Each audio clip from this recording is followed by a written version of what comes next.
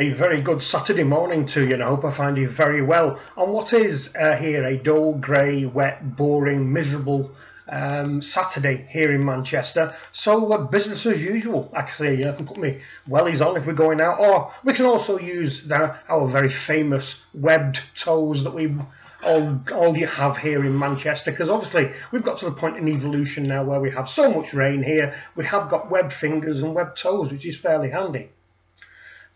What I want to talk about today is the Charles Wahlingford unlimited amount of money great whale of a timepiece. So you've got unlimited funds to go out and buy your unattainable watch. Well, I guess the first thing there is you've got unlimited amount of money. There's kind of nothing that's unobtainable. So when you place one word against the other, it's a bit redundant to a certain extent, because as we're well aware, everything has its price.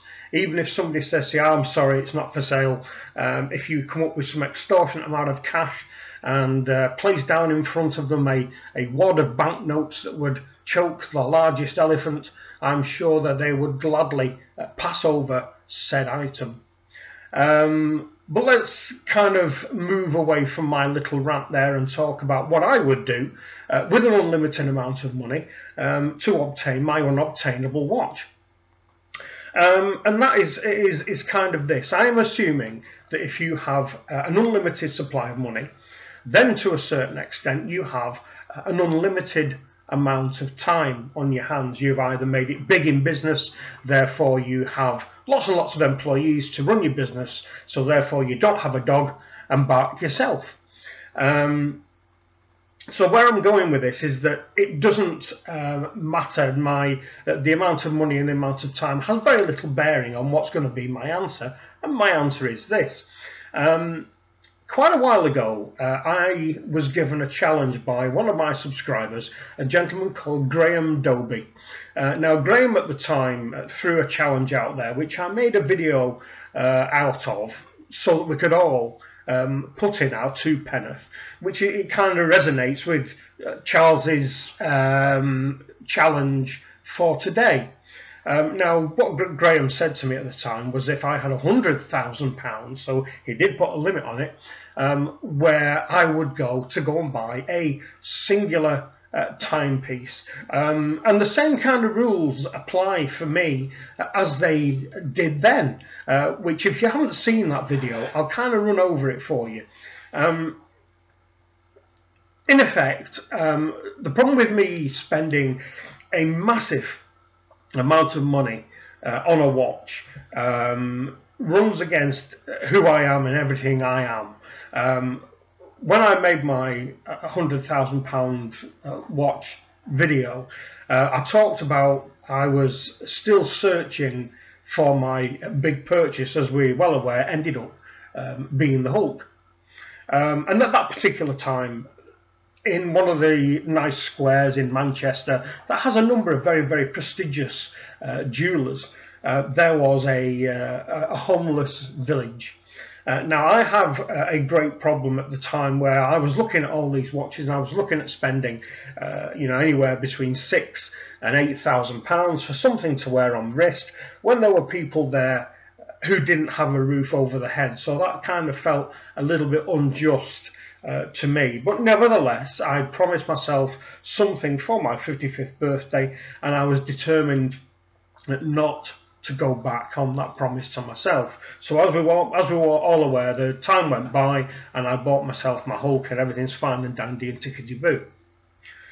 But the other bit regarding the video was this, which is I always try to be a little bit left field, a little bit different to everybody else. Hence, I guess, why I was pushed towards the Hulk, because in the prestige watch world, you don't see many coloured dials. You see 1 or 2, but there aren't many, because generally we all fall into the same trap of black or very dark grey, silver, stroke white, and we all go down that route, unless of course we fall into the trap. We're just going to get another diver, which 9 out of 10 times has a blue dial potentially. So I went a little bit left field and I bought myself the Hulk, being the beautiful green that it is. And that kind of indicates where I want to be in life. I want to go a little bit in a slightly different direction to everyone else. So my answer to Charles' question is the same as the answer that I gave to Graham, which was this: if I had an unlimited amount of money and I had an unlimited amount of time, I would go on the internet and track down who is widely accepted as the greatest bespoke watchmaker on the planet. And as we know, that is Roger Smith. And Roger was born in 1970 in Bolton in Lancashire, so not too far away from me. And he is accepted as certainly, if not the greatest bespoke maker, he's certainly in the top one or two at least.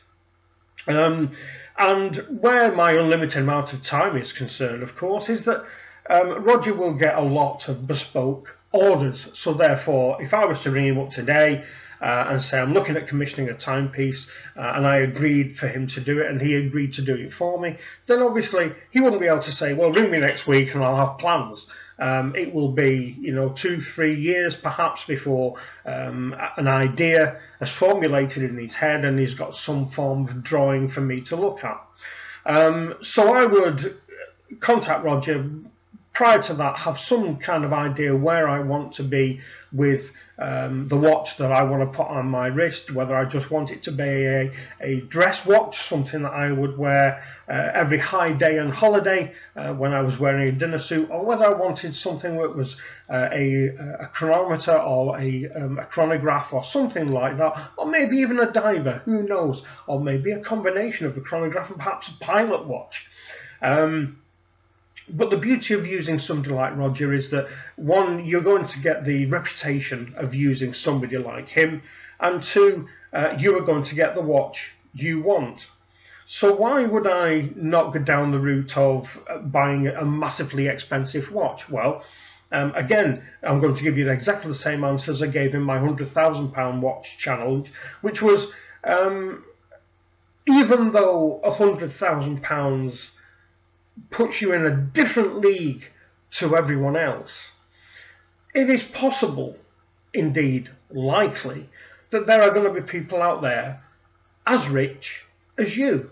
So they will probably shop in the same shops as you do as far as luxury goods are concerned.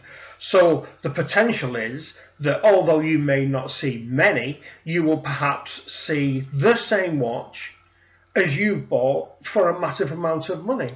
Now, if that were me and I was spending an unlimited amount of money on a watch, I wouldn't want to see, or I wouldn't want to take the chance that I'm going to see somebody who has the same watch as me, even though those chances are sort of minute in life. You're probably never going to come across that. But if kind of rich people congregate in all the same kind of places, which I assume they do, because they'll all go to luxury lifestyle exhibitions, and when you see private jet manufacturers or luxury yacht manufacturers showing their goods, you will see your peer group, as it were, congregate at these places. Now, I wouldn't want to take the chance of having something on my wrist which is going to match up to the same watch on somebody else's wrist. So that is my answer, Charles. I wouldn't buy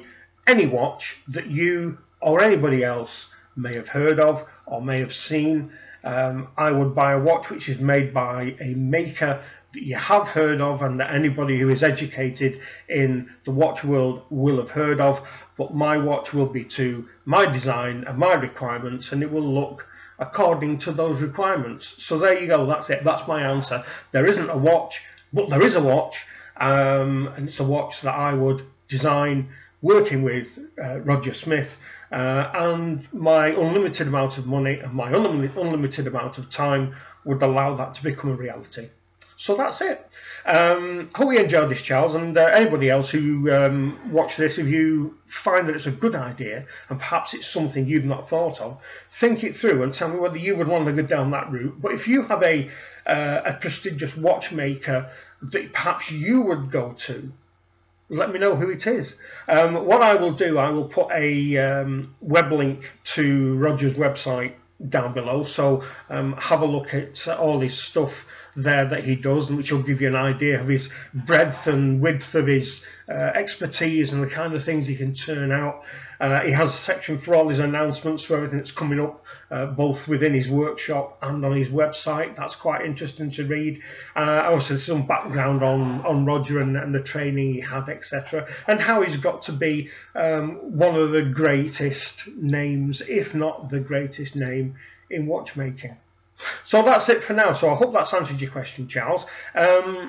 Just as a little bit of an add-on, just to kind of bring you up to speed as far as Basel is concerned, what I'm trying to do, and if you've done this, by all means let me know. I'm trying to do everything online. I'm using an airline that I've have an app, of course. Isn't there an app for everything these days, which allows you to book your flight, choose your seat, arrange if you want to put your luggage in the hold or take it in the cabin, and so on and so forth. I've just received my notification I've been checked in.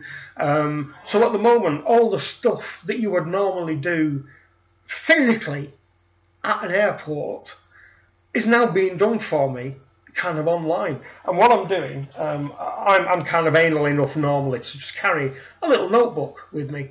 So what I'm doing, everything that I'm going to need, that needs quick reference when I'm going on my trip, will be in this book. So I won't get panicky about, you know, am I going to get on the right tram or the right bus in a strange country, and so on and so forth. Now, if you just wanted proof that I was actually going, this is my email confirmation. You see it there? Of my pass, my press pass entry to the show. There it is.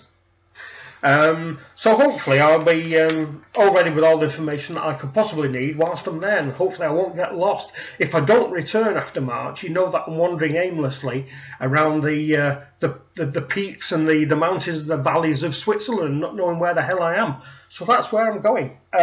If there's anything that you want me to do as far as coverage of Basel World, by all means let me know.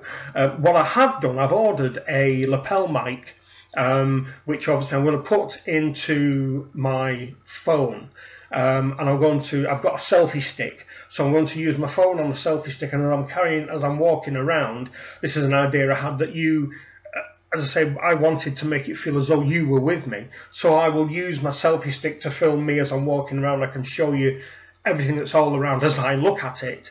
So hopefully that will make it even more inclusive, and even if it's a very busy day on the press day that I'm there, hopefully the microphone, the clip-on mic, will overcome any ambient noise, so you'll still be able to hear me speak.